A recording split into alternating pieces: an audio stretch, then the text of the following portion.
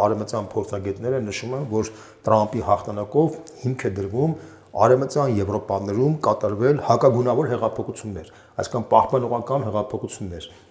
Այդպիսի հեղափոխություն սպասվում է Ֆրանսիայում, սպասվում է Իտալիայում արդեն մասնակիորեն համարվում է, որ կատարվել է, այդպիսի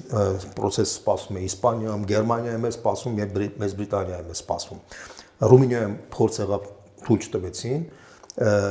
Մոլդովայում թույլ չտվեցին, բայց Լեհաստանում մասնակիորեն դա կատարվեց, Սլովակիայում կատարվեց, Հունգարիայում շուտ բանից արդեն կար, Չեխիայում արդեն գալիս են եվրոսկեպտիկները, որոնք արդեն էլ գունավոր հեղափոխության դեմ են, եւ ըստ էության սա մի հատ մեծ ալիք է, որը արձանագրում է, որ գունավոր հեղափոխությունների, այսպես ասած, պատվիրատուներն ու հիմնադիրները իրանք տանուլ են տալիս արդեն ամբողջ արևմտյան երկրներով մեկ, եւ Վրաստանի փորձը, անհաջող փորձը, դրա վառ վկայությունն էր։ Տեղական մակարդակով այդ հոկտեմբերի 4-ի իրադարձությունները դա զուտ վերջին շանսն էր, որովհետեւ դու գիտեք, որ այդ ժամանակ Վրաստանի ընդդիմությունը պարակտվեց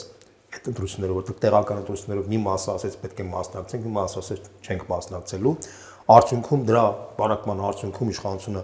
մոտավորապես 70-80% ձեն հավաքեց, որը վերջնականապես հիմա այսօրվա դրությամբ ունեն արդեն պարակտված ընդդիմություն Վրաստանում,